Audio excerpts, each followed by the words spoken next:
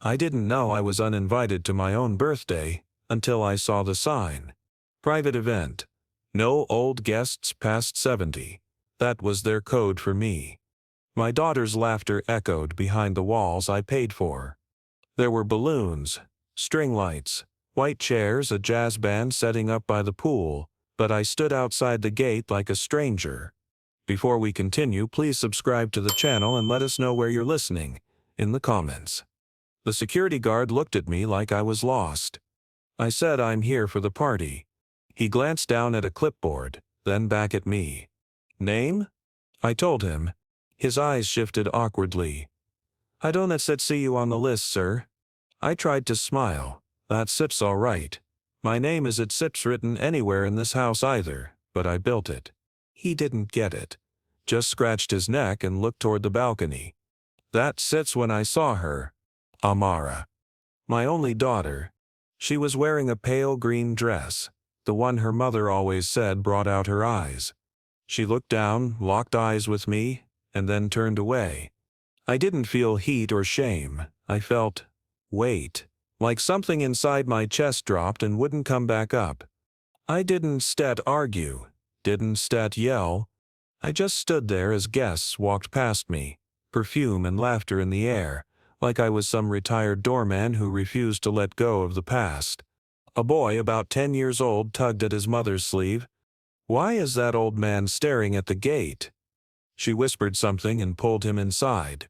That boy. He didn't know I designed that gate. Every line, every curve. I sketched it on a napkin while waiting for Amara's birth. But that wasn't the worst part. A minute later I heard a cork pop. Cheers erupted. Someone yelled, "To the queen of the house." And Amara laughed. The kind of laugh you only hear when someone feels untouchable. I stood there another full minute. Then I turned around. I walked past the hedges I planted, the driveway I paved. I walked like a guest who overstayed his welcome. There's something humiliating about being made to feel invisible, but there's something powerful too. Because once you realize they've stopped seeing you, you're free to become anything. I didn't go home. I didn't call anyone. I sat in the park 2 blocks away and watched the sunset fold over the trees. And that's when the thought hit me. What if I let her believe she won? What if I smiled and nodded, like an old fool, while quietly pulling every brick out from under her feet? Because there was one thing she never understood. The title of Queen of the House only works when the king still signs the papers. I reached into my coat pocket and pulled out the old deed. Folded, fading ink. But still mine. Still signed. Still binding. You see, Amara never owned that house. She just lived in it. She decorated it.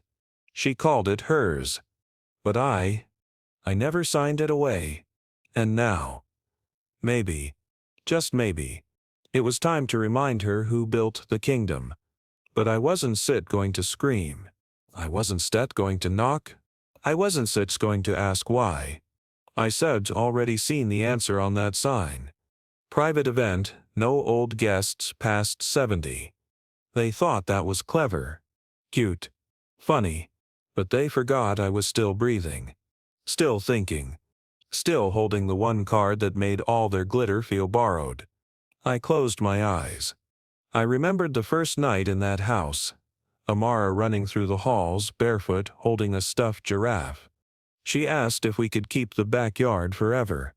I said, "It's yours." But I lied. I kept it all. Just in case. I guess this was the case. So I stood up, brushed off the leaves, and walked toward a different kind of birthday.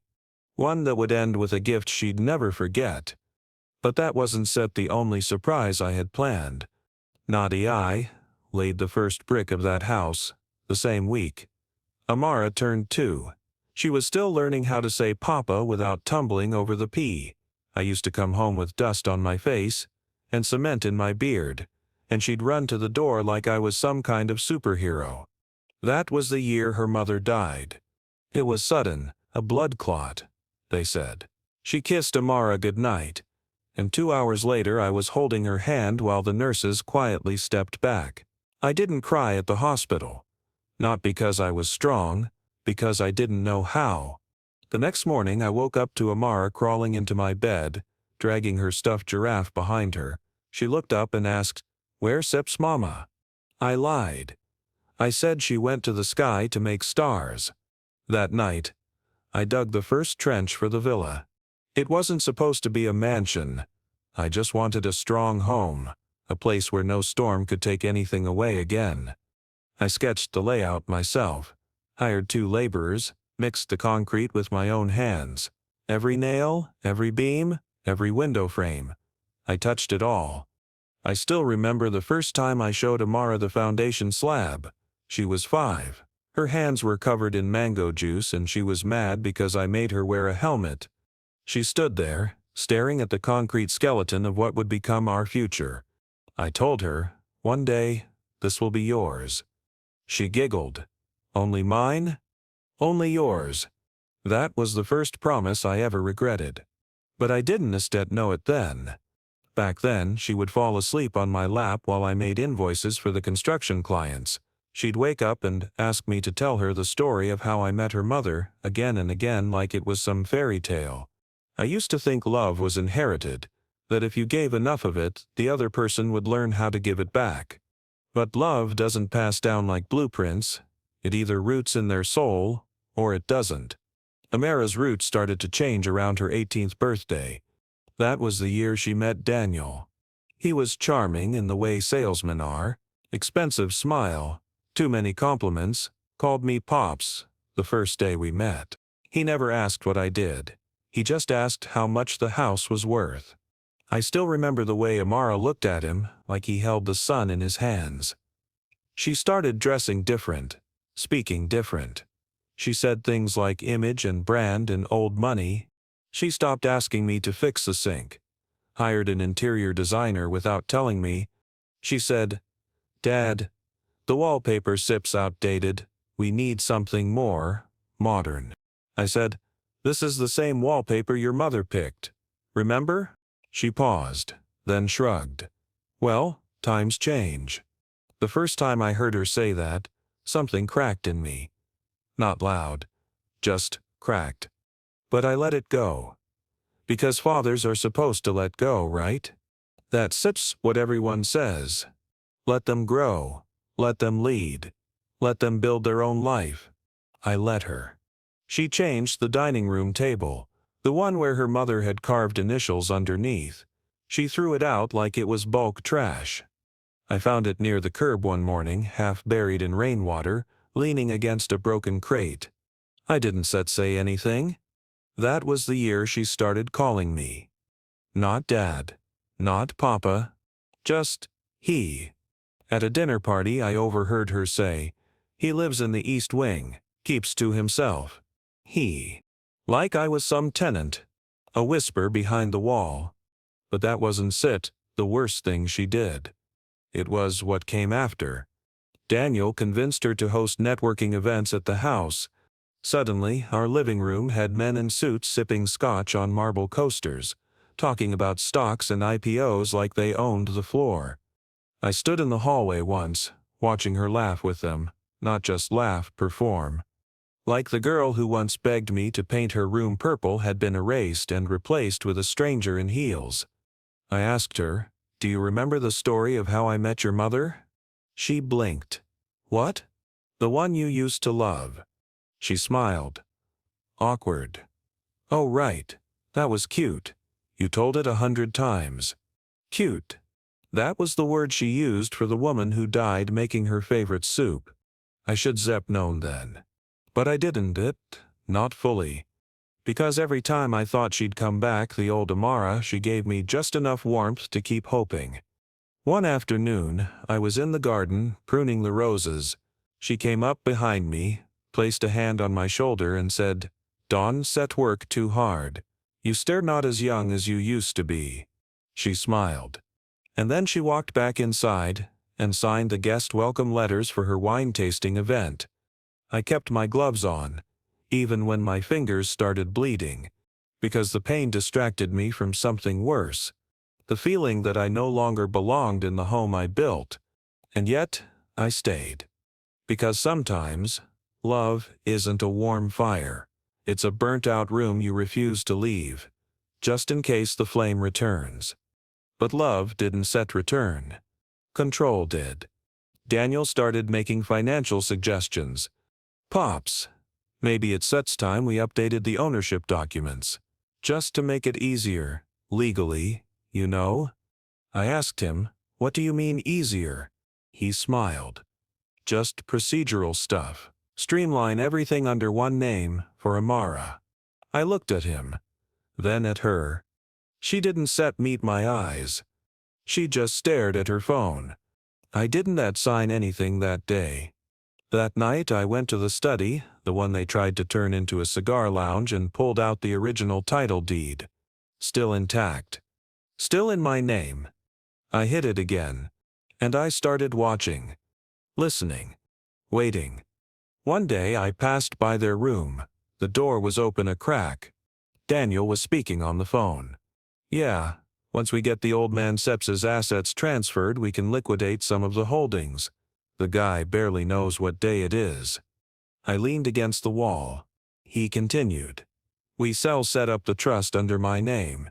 Amara can handle the paperwork anyway." And then he laughed. Like it was all a joke.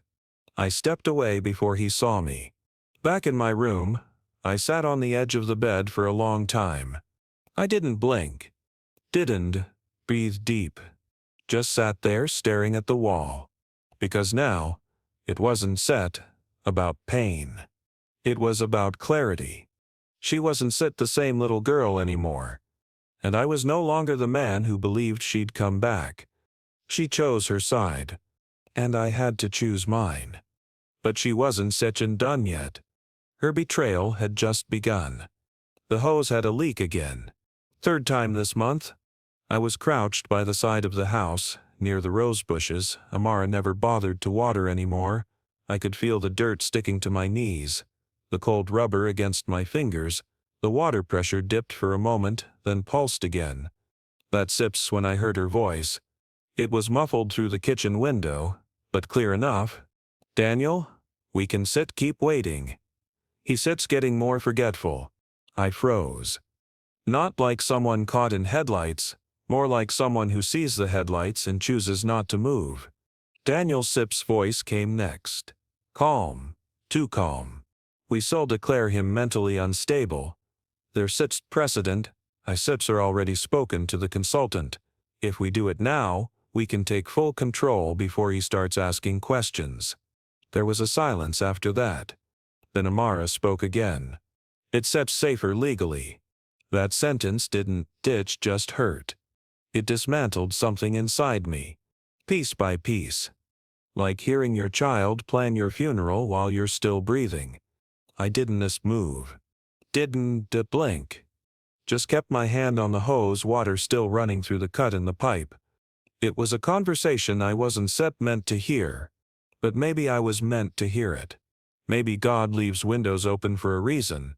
Inside, Daniel kept talking. I already downloaded the documents. Conservatorship, medical power of attorney, revocation of financial access. He signs under a bit of pressure. We move quickly, then we handle the estate. "And if he refuses?" she asked. He laughed. "We play the memory card. The old man forgot he already signed." It's believable. I sat back slowly, the hose still hissing behind me. Not angry. Not even sad. Just hollow. Like someone had pulled out all my organs and replaced them with wet sand. She didn't ask about my well-being. She didn't hesitate. She just said, "Let's do it after the fundraiser next week. I don't want any noise right now." That told me everything I needed to know. I was noise now. A liability. A legal risk. Something to be filed away and hidden behind locked doors. I looked up at the window. Couldn't see them. Didn't want to. I just listened.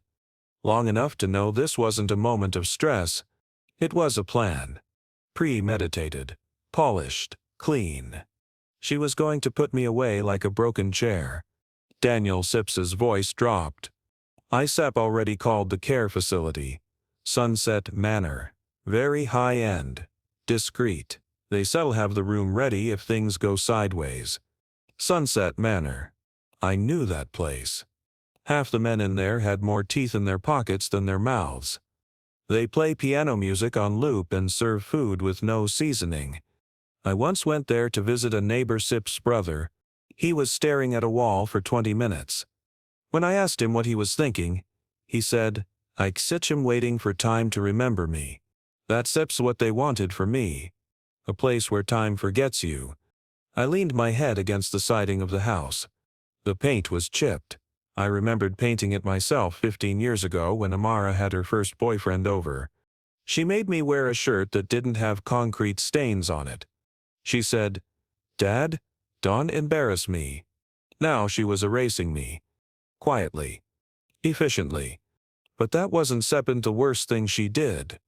She didn't even sound guilty. I expected to hear her voice shake. Or her say something like, "Maybe we are rushing this." Instead, she said, "Make sure the paperwork set's airtight. I don't want this coming back." Coming back. Like I was some stain. She wanted scrubbed off the family album. I could Seth walked in. I could Zeb yelled. I could Seb said, "I built this house with my bare hands. I raised you with love. You didn't earn. And this is how you thank me." But I didn't it. I stayed crouched by the leaking hose. Because I realized something far more dangerous than betrayal. They thought I was already gone. That gave me power. They wouldn't see me coming. And they never hear me leave. That's when something shifted inside me. Not like a light switch. More like a door I'd sealed shut years ago, creaking open. The kind of door you only open when your heart goes quiet. When pain becomes a plan. When grief becomes a strategy.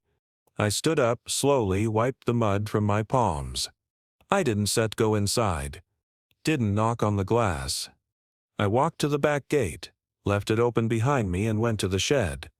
Not to grab a tool, but to think. To remember. To pull out every file, paper, record I had hidden over the years. Because they thought I was forgetful. They thought I was old. They didn't know I kept everything. Original titles. Bank statements. Proof of ownership. Medical records. And one thing even more dangerous. Silence. Because I wasn't going to fight this with words. I was going to bury them with facts. Quietly. Legally. Irrevocably. That night, I didn't sleep. I sat at my desk in the East Wing. The corner he keeps to himself, as Amara once joked. I opened the old filing cabinet. Pulled out the red folder with my name etched on the tab. There it was. The full title deed. Untransferred. Unassigned. Still in my name. Still binding. Still mine. I placed it on the table and just stared at it for hours. Because that single sheet of paper, that quiet, boring legal form, was now a sword. I could almost hear Daniel's voice again. We shall declare him mentally unstable. But they had just made one critical mistake. They talked too soon. And I was still listening. I didn't cry that night. Didn't yell. Didn't throw anything. I just sat in the dark and let one single thought repeat in my mind like a clock ticking inside a quiet room. They had just lost the game. I wore the same coat I used to wear when I poured the foundation for this house. The sleeves were a little tighter now, the fabric more brittle at the cuffs, but it still fit. Funny thing about old clothes, they hold on to memory longer than people do. The sun wasn't up yet when I stepped outside. I didn't tell anyone where I was going. Just grabbed the red folder, locked the side gate, and started the engine. The streets were quiet. A different kind of quiet. Not peace, tension. Like the world knew what I was about to do. I drove to a building I hadn't visited in years. 6 floors of glass and brick. Harlan and Associates. Still there, still standing. When I stepped into the office, the secretary looked up and blinked. "Can I help ye?" I didn't wait for her to finish. I said, "Tell Mr. Harlan an old friend brought his last chess move." She stared at me for a second, then picked up the phone. 2 minutes later, I was in his office. Same desk, same smell, same man. Harlan stood up, gray hair messier than I remembered. "Damn, I thought you were dead." I sat down, almost but not quite. He smiled. Not a happy smile, more like a man who's about to enjoy the taste of revenge after years of diet. I slid the red folder across the table. Everything said still in my name. I need it sealed. He opened it, flipped through the first few pages, whistled low. Joint assets, house, 2 bank accounts, still untouched?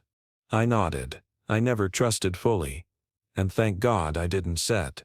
He leaned back in his chair. "What's the move?" "I want the house and accounts transferred into a private, irrevocable trust. One beneficiary, not Amara, not Daniel, no one with my blood." He raised an eyebrow. "Who gets it then?" I took out a smaller envelope. The staff at the orphanage where my wife grew up, and the daughter of the man who taught me brickwork when I had nothing. He didn't speak for a while. Then he said, "You sure?" I gave Amara the pen, but the ink was still mine. I signed every document with a hand that didn't shake. When we finished, he looked at me and said, "You understand what this means, right? They sit'll find out, and when they do, they shall scream." I cut in. But by then I shall already be gone. I left the office with copies in my coat pocket and a fire I hadn't felt in years. Next stop. My old bank. The manager still remembered me, handled my accounts like sacred scrolls. When I told him to freeze all joint access, he paused. "Are you sure, sir? Your daughter Sip's name," I said, "is a memory I no longer need access to." It took him 5 minutes to execute the freeze. Another 10 to start the transfer into a new trust account. No flags, no alerts. Everything was done before lunch. I walked out with a new set of papers. The kind that changes lives without saying a word. She thought I was weak. But I was just silent. I didn't tell anyone what I'd done. Not the housekeeper. Not the driver. Not even the mailman who always greeted me with a nod. Because this wasn't about noise. This was about positioning. About reminding her who built the empire. She walked through marble halls I carved. She served wine on tables I hauled up 4 flights of stairs.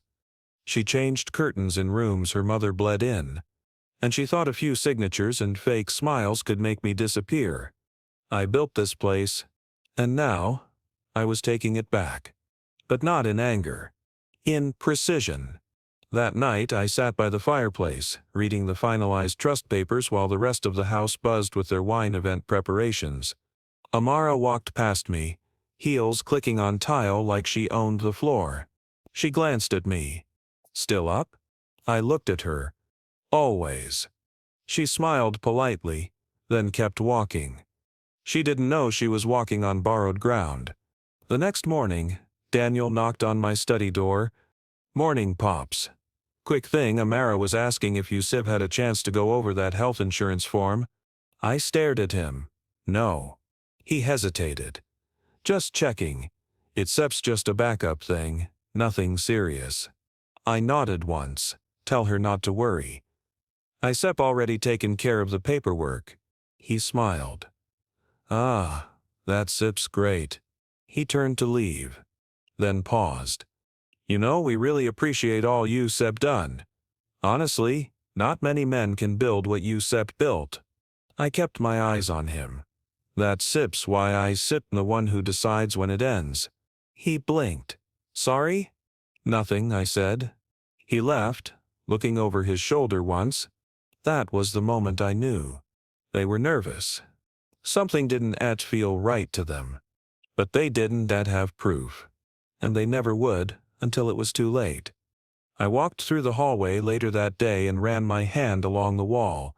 I could still feel the outline of the tiny pencil markings Amara once made to track her height. She was 7.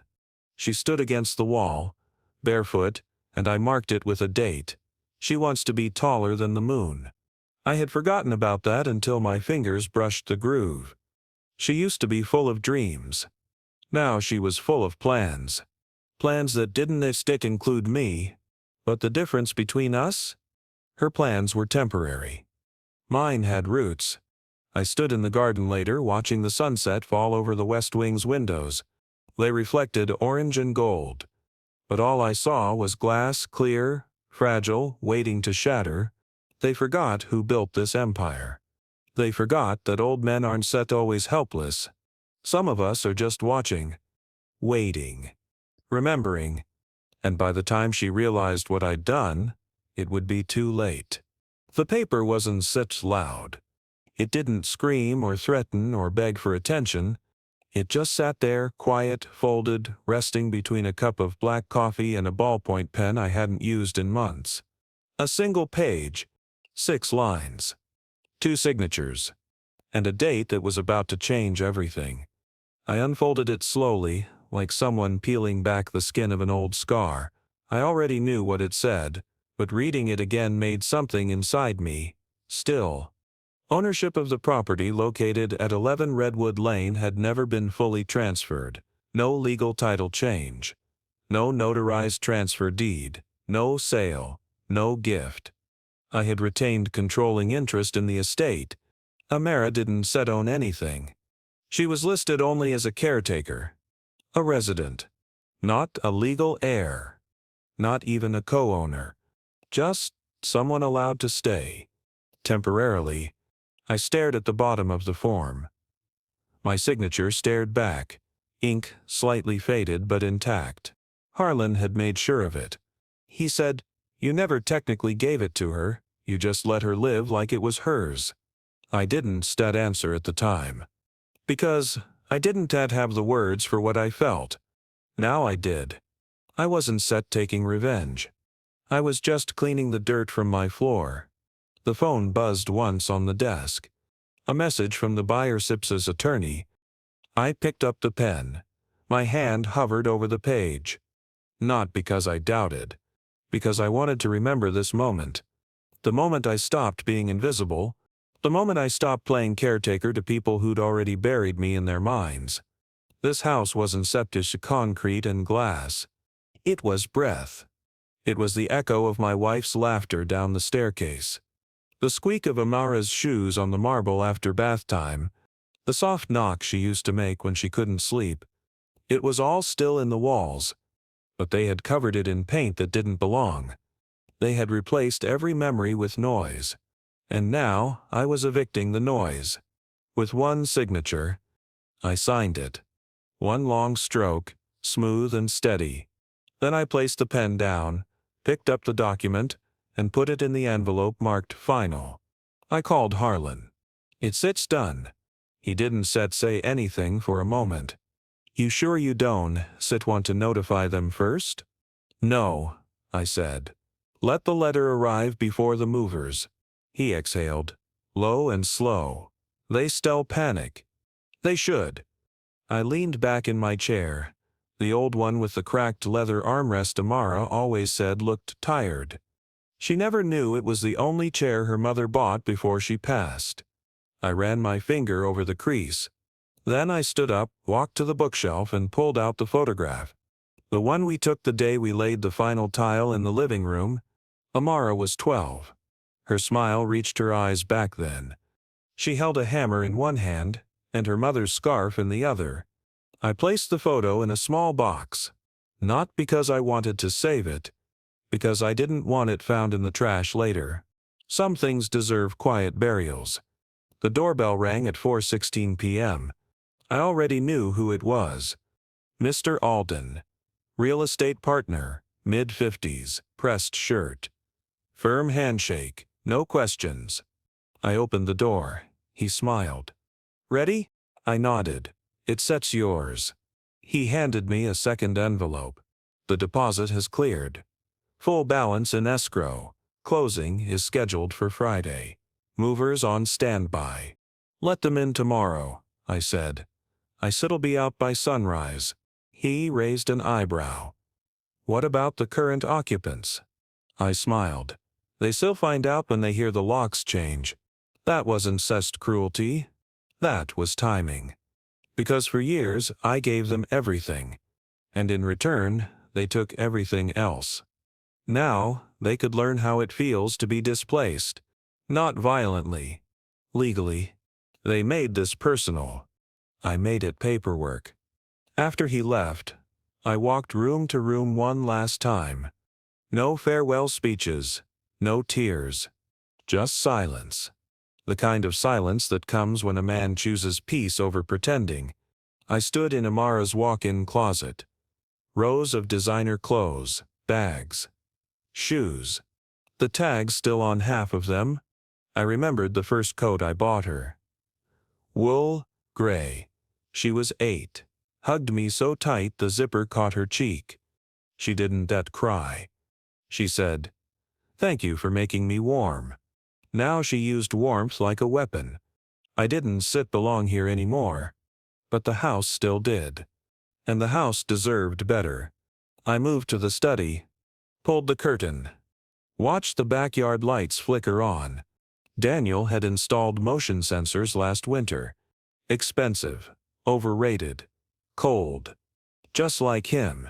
I sat down at the desk one final time, took a clean sheet of paper, wrote 2 sentences. This is not punishment. This is reclamation. I folded it, slid it under the front door of her bedroom. No name. No goodbye. Just the truth. By morning she'd wake up in a mansion that didn't belong to her. The keys would stop working. The locks would be changed. The title would show someone else Sip's name. Her empire gone. But that wasn't Sip the twist. The twist was, I hadn't sold it to a stranger.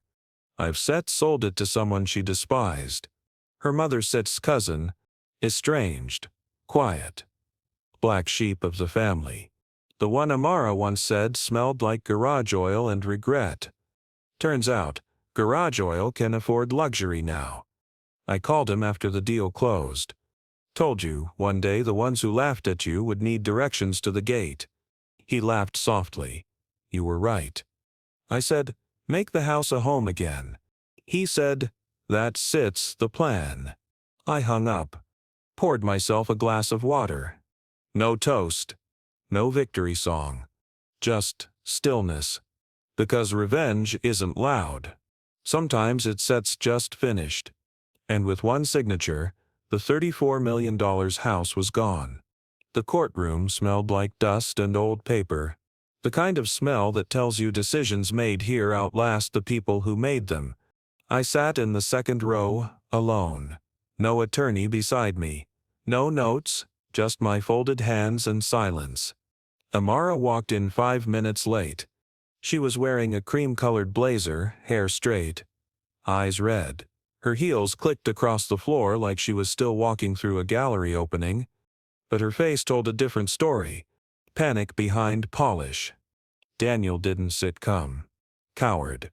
I didn't look at her directly. I didn't need to. She looked enough for both of us. Her lawyer, a sharp-suited man with expensive glasses, walked straight to her, whispered something in her ear. She nodded but didn't blink. The clerk called the case. In the matter of disputed estate ownership between Amara Winters and Jonathan Winters, that was the first time I had heard my full name spoken out loud in months. It hit different when spoken in public, not by someone trying to get rid of you. The judge looked up from the file. Middle-aged woman, calm eyes. No nonsense. She looked at me, then at Amara, then back at me. Mr. Winters, are you representing yourself today? I nodded. Yes, Your Honor. She raised an eyebrow. Are you aware your daughter has filed for temporary control of your estate due to concerns of cognitive decline? I am. And you said her opposing it. I accept and clarifying it. A few people in the room shifted. Court reporters don't get drama like this every day. Amara Sips's lawyer stood up. Your Honor, the respondent has demonstrated patterns of confusion, forgetfulness, and emotional instability, including the sudden liquidation of primary assets without family consultation. We believe there is risk to his safety, as well as financial mismanagement. I didn't speak. Not yet. He continued. My client has documentation showing a 12-year pattern of residency, household management, and implied inheritance. It is deeply troubling that overnight all property and financial access were removed from her without warning. This is a matter of elder volatility. Volatility? That word hung in the air like an insult with a diploma. The judge turned to me. Mr. Winters, would you like to respond? I stood up. Took my time walking to the front. When I reached the table, I placed one single folder down. Inside this, Your Honor, you'll find a complete timeline, property records, banking statements, notarized ownership papers, trust details, health evaluations from 3 separate clinics, and a copy of a signed non-transfer agreement from 12 years ago. Her name was never added to any deed. She was a guest. Amara let out a small gasp. I didn't look. I just kept speaking. I sepsum not unstable. I sepsum not confused. I sepsum not angry. I sepsum simply done being erased. The judge opened the folder. It took her 3 minutes to read the summary. When she looked back up, I could already see the decision in her eyes. But she still asked the question. Miss Winters, do you have any documentation to counter these claims? Her lawyer fumbled. Your Honor, while we do not have original ownership documents, we do have testimony and behavioral patterns to support the presumption of shared ownership. Presumption, she repeated. Yes. Based on... She cut him off. Presumption is not property law, and neither is wishful memory. Amara stood up suddenly. No. He sets doing this to punish me. He sets trying to humiliate me. I gave up my life for that house.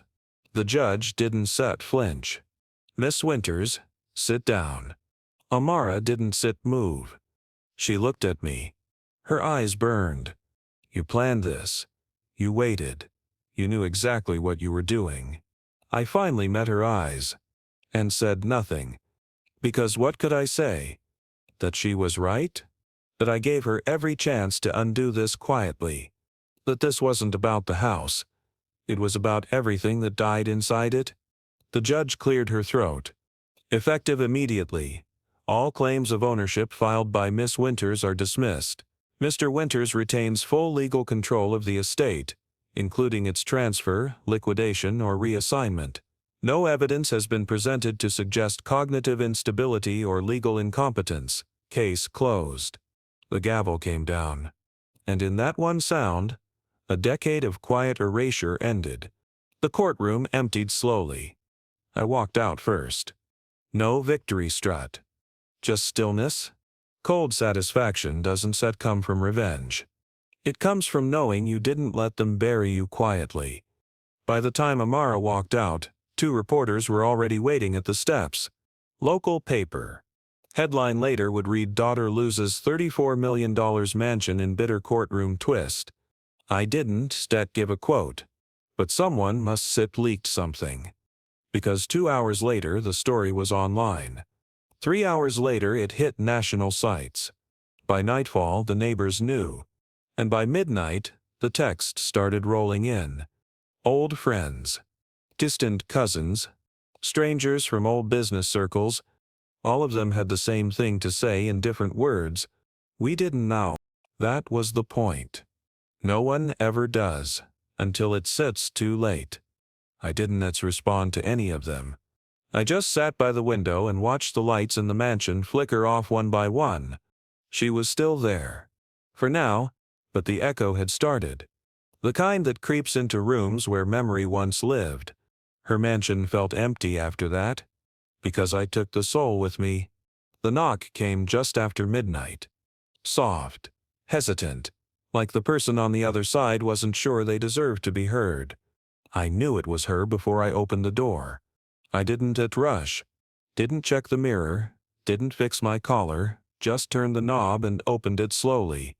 She was standing there in a coat too thin for the cold, hair messy, eyes red, Makeup smudged like she'd tried to wipe it off but gave up halfway. Dad? Her voice cracked on the second syllable. I didn't say anything. She stepped forward, then stopped. I didn't mean for it to go this far. I swear. I didn't know what Daniel was planning. I looked at her face. Tired. Scared. Alone. But not innocent. Not anymore. Can I come in? She asked. I stepped aside.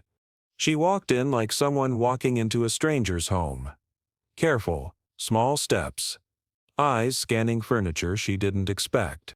The rental was nothing special. 2 rooms, old walls, a kettle that whistled louder than it should. But it had peace. Something the mansion never had. She sat on the edge of the couch like her body didn't trust the cushion. I went to the kitchen and put the kettle on. Neither of us spoke for a while. The silence wasn't set heavy. It was honest. When I handed her the cup of tea, she looked at it for a long time before holding it. Why didn't you tell me? She whispered. I sat across from her. Would you have listened? She didn't answer. Steam from the tea rose between us. She wiped under her eyes with the sleeve of her coat. I thought I was doing the right thing. I thought you were slipping. And I panicked. Daniel said we needed to act before it was too late. I nodded slowly. He always was good at speaking for you. She looked up. It wasn't all his fault. No, I said. It wasn't set. Her lip trembled. I didn't know how to handle everything. The money, the house, you. I was scared. I sipped my tea. Fear is a strange excuse for betrayal. She closed her eyes. I didn't come here to justify it. I came here because I lost everything. And the only person I thought of was you. That sentence sat in the air too long. She placed the cup down. I was wrong, she said. I know that now. I leaned back in the chair. Let the wood creak. This was your party, remember? I said. I was said and invited. Scented. Her face fell like someone had dropped the last mask she had left. She whispered, Dad. I said sorry. I didn't reply. Because sometimes silence says more than sorrow. She stared at me for a while. Hoping maybe. Hoping I'd say it's okay. Hoping I'd reach across the table and hold her hand. But I just looked at her. Not with anger. Just with finality. She stood up slowly. I don't know where to go. I nodded toward the door. Their steps always outside. Tears welled up again. But she didn't beg. That was the part that hurt the most. She knew. She knew I had nothing left to give her. No warmth. No comfort. No home. She turned and walked toward the door, hand trembling on the knob. She paused before opening it. I loved you, she said. I really did. I replied without moving. Then you should protected me when it mattered. The door closed gently behind her. No slam. Just a quiet end. She wanted forgiveness. I only had silence left to give. The villa was on the news. Channel 6. Evening Bulletin. Bottom ticker read $34 million estate, listed for urgent auction following legal transfer. I didn't react. Just sat there. Remote in hand. Tea cooling beside me. They showed footage from a drone. Wide aerial shot. Front gates closed. No movement in the driveway. Curtains drawn. The house looked hollow. Like it knew it had been abandoned by the people who never truly belonged there. The anchor kept talking. Sources say the former residents vacated abruptly following a court ruling last month. Property is now in possession of an external trust. They didn't mention names. Didn't need to. Anyone who mattered already knew. I changed the channel. Not because I didn't care. Because I already knew how it ended. Amara was living in a 2-bedroom rental on the edge of town. Daniel disappeared the day after the auction notice went up. She called me once after that. Blocked number. She didn't say anything when I picked up. Just silence. Then she hung up. That was enough. I hadn't set punished her. Life did. I just stepped out of the way. There's a strange kind of peace that comes after letting go. Not the kind they write about in poems. The kind that feels like cold air after a fever breaks. I went for a walk that night. Passed by the bakery where her mother used to buy almond rolls. They still make them. Still burn the edges slightly. Just the way she liked. I bought one. Ate it on a bench.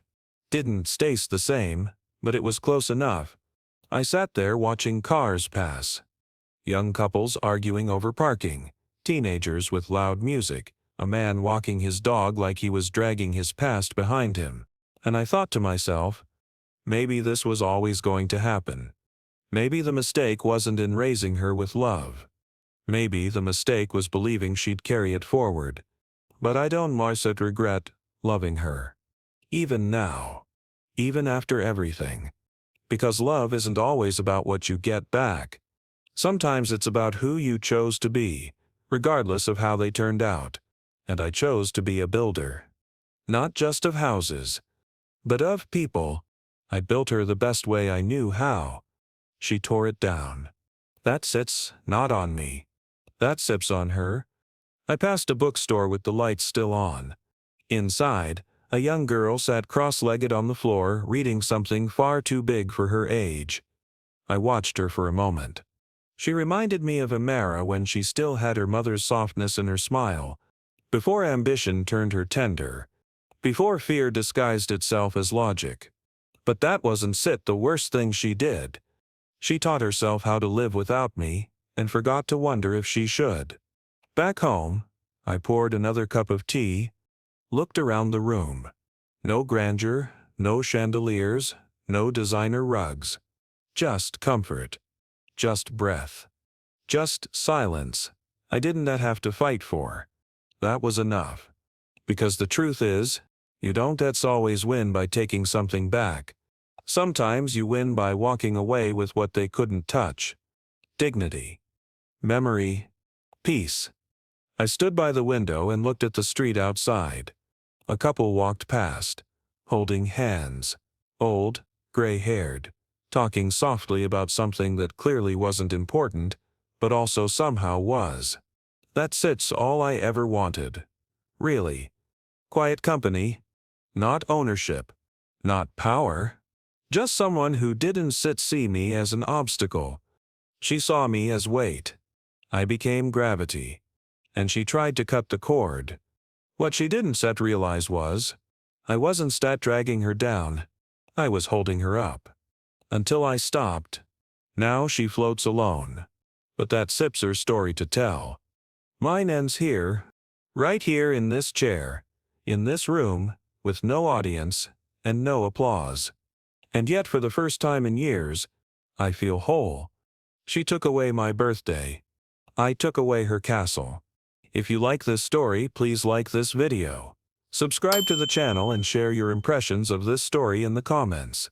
To listen to the next story, click on the box on the left.